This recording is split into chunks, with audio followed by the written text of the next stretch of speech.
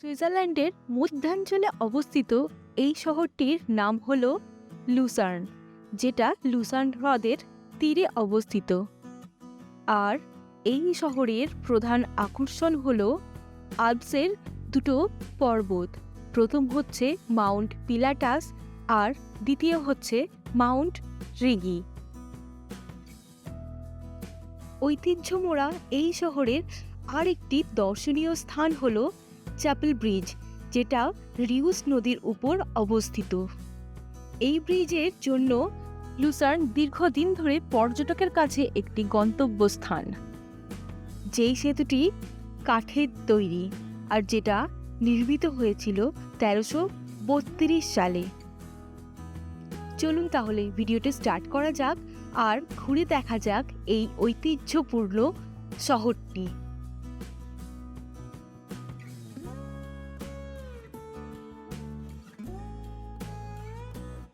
নমস্কার সবাইকে, স্বাগত জানাই সুইজারল্যান্ড সিরিজের দ্বিতীয় এপিসোডে। যারা প্রথম এপিসোডটা দেখেছেন তারা নিশ্চয়ই বুঝতে পেরেছেন এখন আমরা জুরিক থেকে লুসার্ন পৌঁছে গেছি। এখন হোটেলে গিয়ে স্নান সেরে একটু খাওয়া দাওয়া করে বিকেলে আমরা বেরোবো লুসার্ন শহরটি ঘুরে দেখার জন্যে। এই হচ্ছে আমাদের হোটেল যেখানে আমরা আছি, আর তার ঠিক সামনে রয়েছে লুসার্ন লেক। একদম লেকের ধারেই হচ্ছে আমাদের হোটেল। এবার আপনাদের একটা ছোট্ট তথ্য জানিয়ে রাখি, সুইজারল্যান্ডের যে হোটেলেই থাকুন না কেন ওখান থেকে অবশ্যই গেস্ট কার্ড চেয়ে নেবেন। আর এই গেস্ট কার্ড যদি আপনাদের হোটেল প্রোভাইড করে থাকে তাহলে সুইজারল্যান্ডের সমস্ত লোকাল ট্রান্সপোর্ট যেমন বাস, ট্রেন, ট্রাম এগুলো আপনাদের ফ্রি হয়ে যাবে। চলে যেতে পারবেন ওই এরিয়ার শহরের যে কোনো প্রান্তে। শুধু তাই না, যে কোনো অ্যাক্টিভিটিও আপনারা 25% অফ পাবেন। লুসার্নের যে হোটেলে আমরা ছিলাম সেই হোটেলের স্টাফরা 24 ঘন্টা আগেই আমাদের পৌঁছানোর আগে গেস্ট কার্ড আমাদের মেল করে দিয়েছিল, কিন্তু বাকি হোটেলে মেল না করলেও রিসেপশনে গিয়ে বলাতে সঙ্গে সঙ্গে আমাদের দুজনকে দুটো গেস্ট কার্ড দিয়ে দিয়েছিল।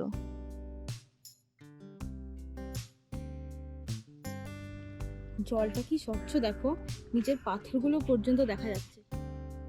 হোটেলের সামনে লেকের ধারে এখন আর বেশি সময় নষ্ট না করে আমরা দুজন রওনা দেব লুসার্নের বাকি জায়গাগুলো ঘুরে দেখার জন্য, যেটা অবস্থিত শহরের একদম মধ্যাঞ্চলে।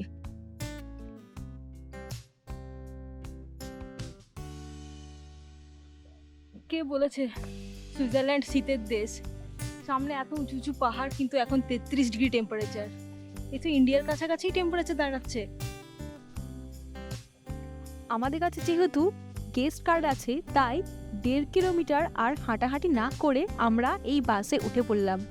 অবশ্য এটাকে বাস বলা ভুল, প্রথমে আমরা এটা ভাবছিলাম ট্রাম, কিন্তু না, পরে জানতে পারলাম এর গায়ে লেখা আছে আর বাস, যেটা না একদম বাস না একদম ট্রাম, দুটোর কিছু একটা মিক্স ব্যাপার।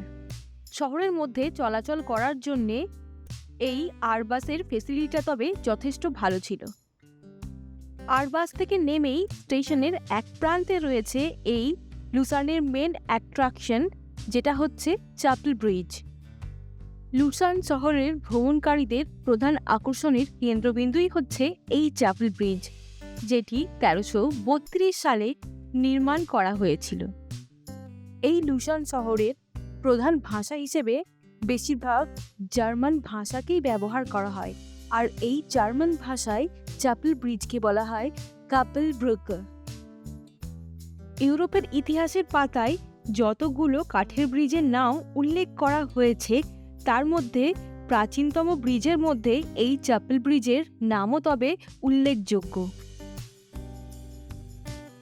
রিউস নদীর উপর অবস্থিত এই কাঠের ব্রিজটির নামকরণ করা হয় সেন্ট পিটার্স চ্যাপেলের নাম অনুসারে। এই ব্রিজটা প্রায় 700 বছর পুরনো একটা ব্রিজ। সেই সময়কার আরও যে কাঠের ব্রিজ ছিল সেগুলো এখন ধ্বংস হয়ে গেছে। ইউরোপে যতগুলো কাঠের ব্রিজ এখনো অবধি রয়েছে এটা তারই মধ্যে সবথেকে প্রাচীন বলে ধরা হয়। এই গরমকালে ব্রিজের উপর রঙিন ফুল গাছ লাগানোর জন্যে ব্রিজের সৌন্দর্য যেন আরও ফুটিয়ে তুলছে। রিউস নদীর নীলাভ জল যেন এই ব্রিজের সৌন্দর্য আরও অনেক বাড়িয়ে তুলেছে। এখন চলুন দেখা যাক ব্রিজের বাইরেটার মতো ব্রিজের ভেতরটাও কি এতটাই সুন্দর। এই লুসান ব্রিজের এক প্রান্তে রয়েছে ওল্ড লুসান সিটি আর একদিকে রয়েছে নিউ লুসান সিটি। সেই যুগে এই ব্রিজটাই একমাত্র মাধ্যম ছিল এই দুটো শহরকে কানেক্ট করার। এই লুসান ব্রিজের আকর্ষণের আর একটা প্রধান অংশ হলো এই ত্রিকোণ আকৃতির পেন্টিংগুলো, যেগুলো সেই যুগে রোমান পিরিয়ডের এই শহরের কোণে লুকিয়ে থাকা এক একটা ইতিহাসের কথা ব্যক্ত করে। এই পেন্টিংগুলো আপনি ভালো করে লক্ষ্য করলেই জানতে পারবেন এই শহরের ইতিহাসে ঠিক কী কী ঘটেছিল। তবে এই ব্রিজের অনেক পেন্টিংই নষ্ট হয়ে গেছে ৩২ বছর আগে ঘটে যাওয়া এক ভয়াবহ অ্যাক্সিডেন্টের জন্যে। 18ই আগস্ট 1993 সালে ঠিক ভোর 5টার দিকে এই ব্রিজে হঠাৎই আগুন লেগে যায়, আর সেই আগুন লেগে যাওয়ার ফলে এই ব্রিজের অনেক ছবি নষ্ট হয়ে গেছে, মুছে গেছে ইতিহাসের পাতা থেকে সেই পেন্টিংগুলোর অস্তিত্ব। শুধু চ্যাপেল ব্রিজ কেন, এই শহরটা পর্বতপ্রেমীদের জন্য একটা দর্শনীয় স্থান, কারণ এই শহর থেকে যাওয়া যায় অ্যালপসের 3টি বিশেষ পর্বতের উপর। প্রথম হচ্ছে মাউন্ট পিলাটাস, দ্বিতীয় হচ্ছে মাউন্ট রিগি, আর তৃতীয় হচ্ছে মাউন্ট তিতলিস, যেটা আমাদের ইন্ডিয়ানদের কাছে যথেষ্ট বিখ্যাত, কারণ ওখানে DDLJ মুভির শুটিং হয়েছিল। শুধু তাই না, তিতলিস মাউন্টেনে গেলে আপনি ওখানে কাজল শাহরুখের পোস্টারও দেখতে পারবেন। তবে আপনি যদি মাউন্ট পিলাটাস বা রিগি যেতে চান, তার জন্য আপনি লুসান শহর থেকে লোকাল ট্রান্সপোর্ট নিয়েও পৌঁছতে পারবেন, কিন্তু মাউন্ট তিতলিস যাওয়ার জন্য আপনাকে নিতে হবে SBBর ট্রেন, তারপরে পৌঁছে যেতে হবে অ্যাঙ্গেলবার্গ। আর যে কোনো পাহাড়ের মাথায় ওঠার জন্য গন্ডোলা বা special mountain train journey must. আমাদের লুসান আসার পেছনে প্রধান কারণই ছিল মাউন্ট তিতলিস, কিন্তু শেষে মাউন্ট তিতলিস ক্যান্সেল করে আমাদের প্ল্যান অন্য কিছু হয়। তার বদলে আমরা উঠেছিলাম অন্য আরেকটি পর্বতের মাথায়। আপনারা আমাদের ব্লগ যদি ফলো করেন তাহলে পরে জানতে পারবেন ঠিক ইউরোপের কোন মাউন্টেনে আমরা গেছিলাম তিতলিসের বদলে। আর হ্যাঁ, ভিডিওর মধ্যে মনে করিয়ে দিই, আমার চ্যানেলে যদি নতুন হন চ্যানেলটা একটু সাবস্ক্রাইব করে দেবেন। চ্যাপেল ব্রিজের এই জায়গাটা হচ্ছে ছবি তোলার জন্য যথেষ্ট বিখ্যাত। চ্যাপেল ব্রিজ তার সাথে পেছনের ওই চার্চটা এখানকার মাস্ট ছবি তোলার জায়গা। চ্যাপেল ব্রিজে 1 ঘন্টা কাটানোর পর এখন আমরা চ্যাপেল ব্রিজ থেকে বেরিয়ে গেছি।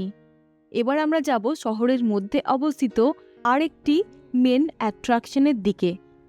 তবে সামনে এত সুন্দর লেক আর পাহাড়ের ভিউ দেখে মনে হচ্ছে না আর কোথাও যায়, মনে হচ্ছে লেকের জলেই পা ডুবিয়ে ঘন্টার পর ঘন্টা এখানেই বসে থাকি। আমরা সবাই জানি ওয়ার্ল্ডের মোস্ট এক্সপেন্সিভ কান্ট্রির মধ্যে সুইজারল্যান্ড একটা, তাই এখানকার খাবার দাবারের দামও আকাশ ছোঁয়া। আমাদেরও কিছু কিনে খেতে হলে আমরা এই কূপ থেকেই কিনে খেতাম, আর অন্যান্য ফুড আইটেমও এখান থেকে কিনে নিয়ে গিয়ে আমরা হোটেলের কমন কিচেনে বেশিরভাগ রান্না করেই খেয়েছি। কূপ থেকে একটা কোল্ড ড্রিঙ্কস নিয়ে গলা ভেজানোর পর এখন আমরা এগিয়ে যাব আমাদের নেক্সট অ্যাট্রাকশন লায়ন মনুমেন্টের দিকে। এই লায়ন মনুমেন্ট হচ্ছে সুইজারল্যান্ডের একটা বিখ্যাত স্মৃতিস্তম্ভ, যেটি পাথরের ওপর খোদাই করে নির্মাণ করা হয়েছিল। এই লায়ন মনুমেন্টটি 1820 থেকে 21 সালের মধ্যে তৈরি করা হয়েছিল। 1792 সালে ফরাসি বিপ্লবের সময় যখন বিপ্লবীরা প্যারিসের টুইলেরিস প্রাসাদে হামলা চালায়, তখন নিহত সুইস রক্ষীদের স্মরণে এই লায়ন মনুমেন্টটা তৈরি করা হয়েছিল। এটা সুইজারল্যান্ডের সবথেকে বিখ্যাত স্মৃতিস্তম্ভগুলির মধ্যে একটা, যা প্রতি বছর 1.4 মিলিয়ন পর্যটকরা দর্শন করতে আসেন। সুইজারল্যান্ডে আপনি যদি কোনো শপিং মল থেকে জল কিনতে যান, তাহলে 1 লিটার জলের বোতলের দাম পড়বে 300 থেকে 400 ইন্ডিয়ার টাকায়। তাই চেষ্টা করবেন আমাদের মতো এইভাবে খালি বোতল ক্যারি করার। আর রাস্তার ধারে ধারে দেখবেন এইভাবে জলের ট্যাপ করা আছে পানীয় জল খাওয়ার জন্যে। এখন আমরা এই বাস ধরে চলে এসেছি লুসান শহর থেকে একটু বাইরে এক বিশেষ কাজ করার জন্যে। চড়া রোদের আলোর জন্যে লেকের নীলাভ জলও যেন সাদা দেখাচ্ছে।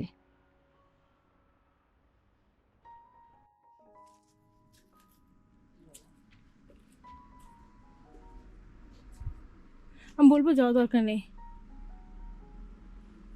চলো নামো। এই আমি যাবো না ওই দিক দিয়ে, ঘুরতে বললাম এদিক দিয়ে যাবো না, সাপের কামড় খেয়ে মরবো নাকি?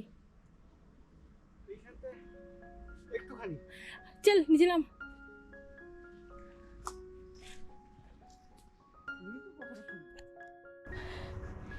কারা যেন বলতিস সুইজারল্যান্ডে নাকি বেস্ট টাইম হচ্ছে আগস্ট। হাই তাদের মুখে ঝাঁটা মারি, ইন্ডিয়ার থেকেও বাজে অবস্থা, এত গরম সুইজারল্যান্ডে জাস্ট নেওয়া যাচ্ছে না।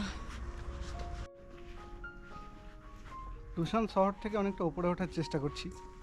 এখানে একটা গলফ কোর্স আছে, তো একটা চিন্তা ভাবনা নিয়ে যাওয়া, কিন্তু যাওয়ার আগে তো যা অবস্থা হচ্ছে, এটা খাড়ায় একটা রাস্তা, প্লাস তার উপরেই 33-34 ডিগ্রি গরম, একদম মাথার উপরে সূর্য, সত্যি অবস্থা খারাপ হয়ে যাচ্ছে।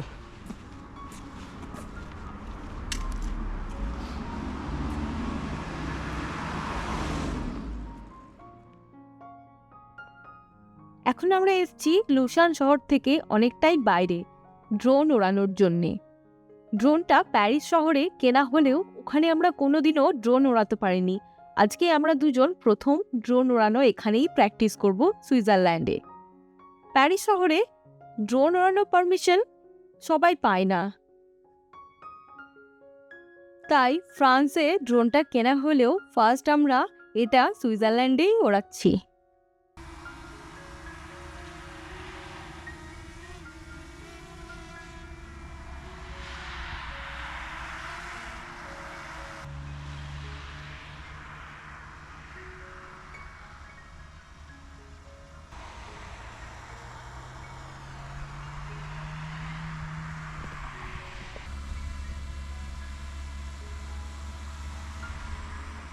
সুইজারল্যান্ডেরও ড্রোন ওড়ানোর নিয়মকানুন খুব বেশি আমাদের জানা ছিল না বলে বেশি রিস্ক না নিয়ে কিছুক্ষণের জন্য ড্রোনটা উড়িয়েই আবার আমরা নামিয়ে নিয়েছিলাম। বলা যায় না ড্রোন ওড়ানোর জন্য কখন কি হতে পারে বা পুলিশও চলে আসতে পারে, তাই বেশি রিস্ক আমরা নিইনি। প্রথমবারের জন্য এইটুকুই যথেষ্ট ছিল, তাই এখানে আর বেশি সময় নষ্ট না করে এখন আমরা ফিরে যাচ্ছি শহরের দিকে। একটা কেবাব স্যান্ডউইচ, ফ্রাইজ আর দুটো কোক, এটার দাম পড়লো 16 ফ্র্যাঙ্ক, মানে 1600 টাকা প্রায়। 1600 কোথাও, 1600 থেকে আরো অনেক বেশি এখন হ্যাঁ, আজকে এই মুহূর্তে। হ্যাঁ, সুইস ফ্র্যাঙ্ক প্রায় 108 টাকা 109 টাকা চলছে, মানে ইউরো তো কবেই 100 ছাড়িয়ে চলে গেছে। আর প্রায় 1700 টাকার কাছাকাছি তাহলে। হ্যাঁ, একটা ফ্র্যাঙ্ক। স্যান্ডউইচ, ফ্রাইজ, কোক 1700 টাকা। ভাবা যায়? Too much. রাতে বাড়ি গিয়ে আমরা চাল ডাল ফুটিয়ে খাবো। তাই করতে হবে।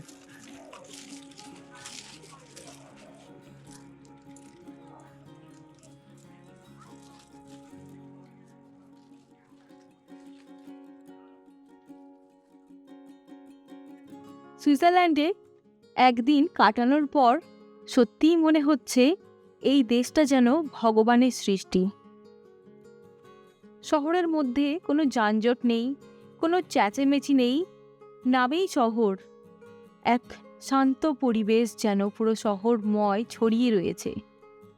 যদিও বা টুকটাক চেঁচেমেচি শুনতে পাবেন, তাও আমাদের মতো ট্যুরিস্টদেরই। হালকা গোধূলির আলো, সঙ্গে সামনে অ্যালপসের পর্বতমালা, লেকের নীলাভ জল আর মৃদুমন্দ বাতাস, যেন সত্যিই মন ভালো করে দেওয়ার মতো এক সন্ধ্যা। শুধু ট্যুরিস্টরা না, লোকালরাও সন্ধেবেলায় এই লেকের ধারে এসে বসে মাউন্ট পিলাটাসের এই দৃশ্য উপভোগ করার জন্যে। তুইও বাড়ি যা, সন্ধে হয়েছে, নয়তো মা বকবে। এখন বাজে 8:30। সূর্যেরও টাইম হয়ে গেছে বাড়ি চলে যাওয়ার, তাই আমরাও আর বেশি দেরি না করে হোটেল ফিরে যাচ্ছি। ওখানে গিয়ে দিন শেষে বাড়ির তৈরি একটু খাবার খেয়ে শেষ করব আজকের ব্লগটা। দেখা হচ্ছে সুইজারল্যান্ড সিরিজের পরের এপিসোডে। আর চ্যানেলটা সাবস্ক্রাইব করতে ভুলবেন না। ভিডিওটি ভালো লাগলে লাইক আর কমেন্ট করে জানাবেন। সকলে ভালো থাকবেন আর ভিডিওটি সম্পূর্ণ দেখার জন্য ধন্যবাদ।